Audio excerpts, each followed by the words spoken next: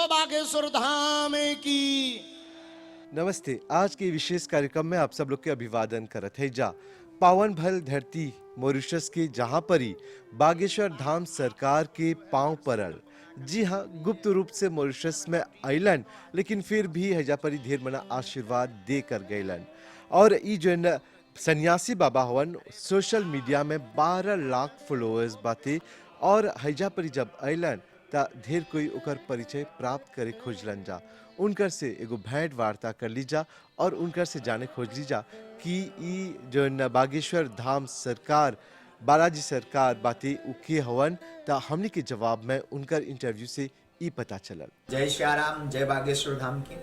बहुत अद्भुत देश है और एक दृष्टि से कहा जाए तो एक स्वर्ग का टुकड़ा है मॉरिशस, सनातन और स्वर्ग। भारत के बाद सनातनीय बहुतायत मात्रा में अगर कहीं बसे हुए तो वो मॉरिशस देश है। सनातन संस्कृति की दृष्टि से ये देश अद्भुत है और निश्चित रूप से यहाँ पर सनातन का और प्रचार प्रसार हो तो पूरे देश में जागृति भी आएगी और हिंदुत्व राष्ट्र ये घोषित भी होगा और समृद्धि भी होगी और विश्व का कल्याण। धर्म और भक्ति के बीच में क्या अंतर है आपके लिए? दोनों एक दूसरे के पूरक हैं। धर्म के बिना भक्ति अधूरी और भक्ति के बिना धर्म अधूरा है। भक्ति का मतलब है रस। भगवान ईश्वर के बारे में, भगवान के बारे में शास्त्रों में, वेदों में आया रसो वैसा ईश्वर, वो ईश्वर रस के रूप में। तो भक्ति का मतलब है रस।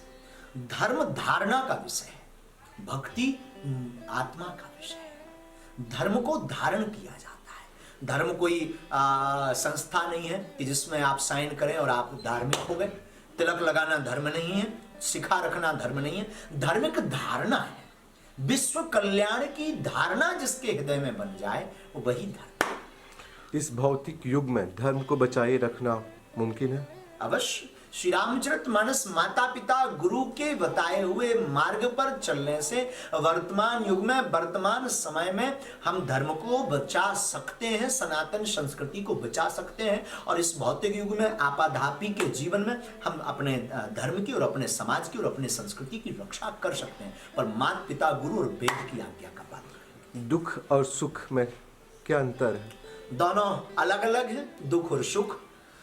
दुख की निवृत्ति को सुख कहते हैं, जिसमें दुख शून्य हो जाए उसे सुख कहते हैं। और याद रखना मेरे पागलों, दुख का झूला जितना पीछे तक जाता है सुख उतना ही आता है। और दुख का निवारण कैसे किया जा सकता है? दुख के निवारण के लिए सच्चे सदगुरु की शरणागति की आवश्यकता है। एक गुरु ऐसा है जो बिना स्वार्थ के तुम्हारी बाहें पकड़ करके परम तत्व परमानंद परमात्मा के चरणों से तुम्हें जोड़ देगा। जब जोड़ देगा, देखिए चटकनी जब दबेगी, करंट आएगा, प्रकाश होगा, अंधेरा अपने आप भाग जाएगा। कोई क्रांति, कोई हो हल्ला करने की आवश्यकता नहीं है। वैसे ही दुख है। दुख हमारे हृदय में है। ज्ञान का, सदगुरु की कृपा का जिस दिन उजाला जगेगा, जिस दिन सदगुरु हाथ रूपी चटकनी को पकड़ेंगे, उसी दिन हमारे जीवन से दुखमय अंधकार मिट जाएगा और सुख का प्रकाश प्रज्वलित हो जाएगा। आपकी इस वाणी से वो कबीर जी की बाणी याद आ गई, गुरु गोविंदो खरे काके लागे पाए बलिहारी। गुरु जो गोविंद जी बताए,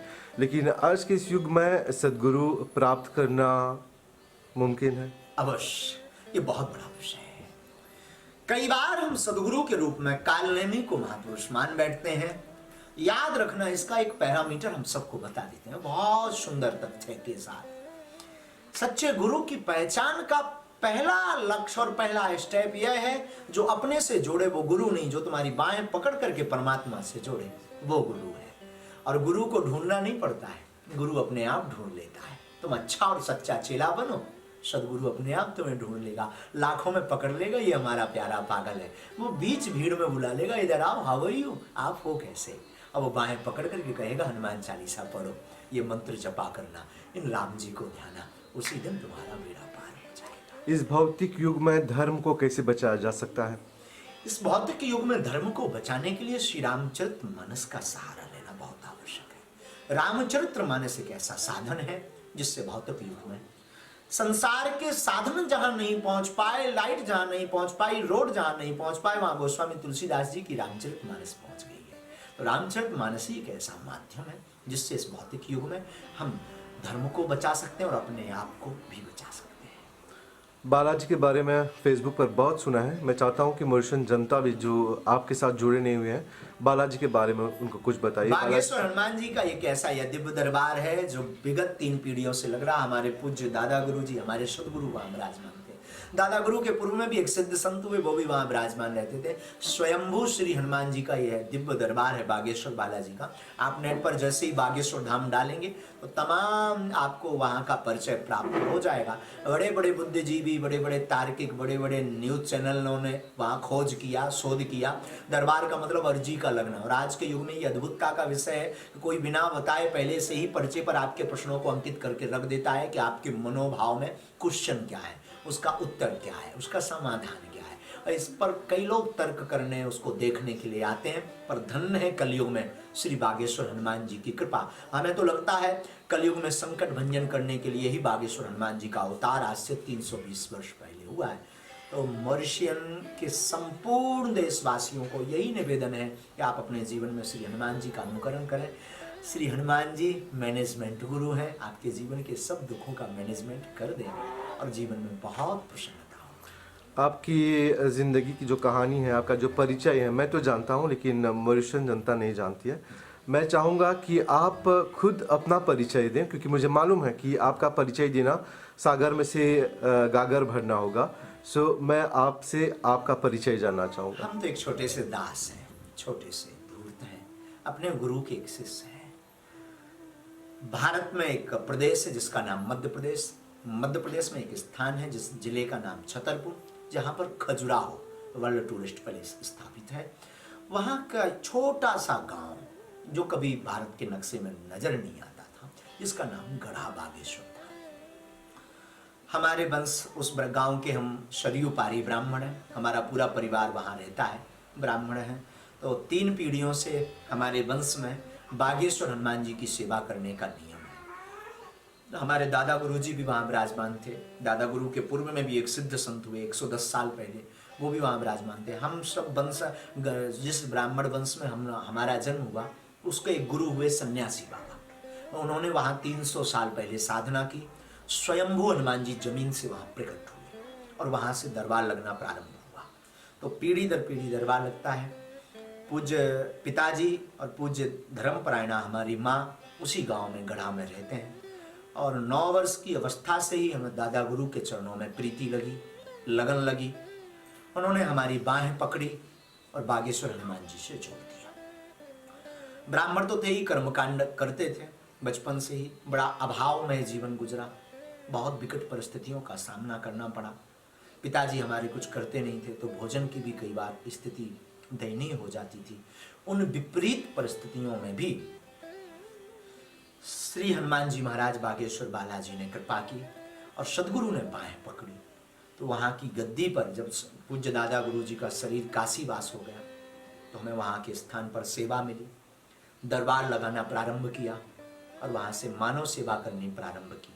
और धीरे धीरे छोटे से गांव की यात्रा पूरे मध्य प्रदेश के साथ पूरे भारत में के कोने कोने में फैलती हुई, यूके, लंदन, जापान, अमेरिका, अनेक देशों के साथ आज मॉरिशस में हम इसी धर्म यात्रा को लेकर के आए हैं। और मानव धर्म, समाज सेवा और सनातन, इन दोनों को जोड़ने का हमारा सिद्धांत है। आपका अगला दर्शन कब होगा मॉरिशस में? बहुत जल्दी। यहाँ के लोगों का भाव बड़ा प्यारा है, यहाँ के लोग बड़े भोले हैं और आत्मीयता भी हमारी जुड़ी, क्योंकि सब भारतीय हैं। मूल में तो उनके वो हिंदुत्व छिपा ही है, मूल में तो उनके वो भारत की खुशबू छिपी ही है। तो उस खुशबू के कारण हम खिंचे आए हैं, दोबारा फिर खिंचे आएंगे।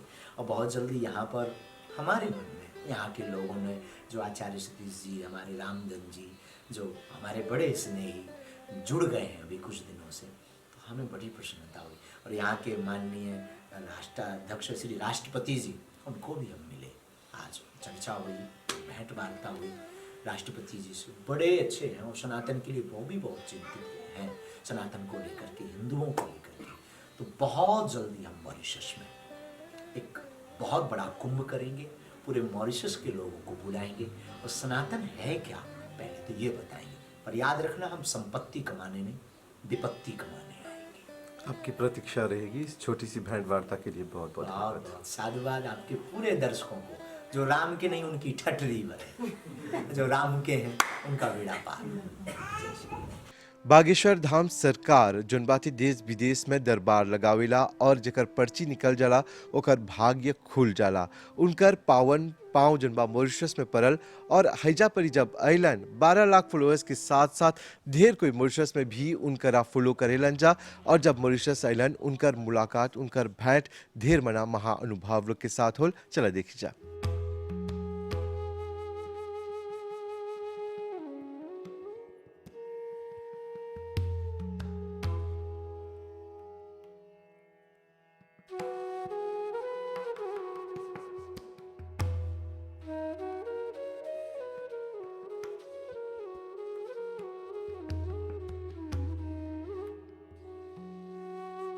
बागेश्वर धाम सरकार के विदाई के समय एयरपोर्ट में एगो संदेश छोड़ गयलन मॉरिशन जनता के नाम। चला एक साथ उस संदेश सुनी जा। सीताराम, पूरे मॉरिशस को आशीर्वाद, बढ़िया मंगलमय यात्रा रही, बड़ी यादगार यात्रा रही।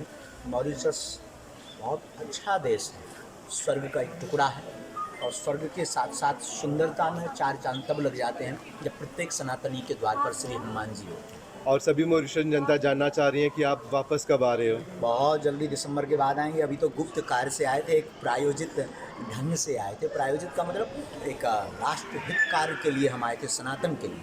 अगली बार कथा और दरबार दोनों करेंगे, धूमधाम से करेंगे, सब पागलों को मिलेंगे। और जाते जाते एक विदाई संदेश हो जाए। बहुत आनंद आया। यहाँ की सरकार ने बहुत हृदय से स्वागत किया।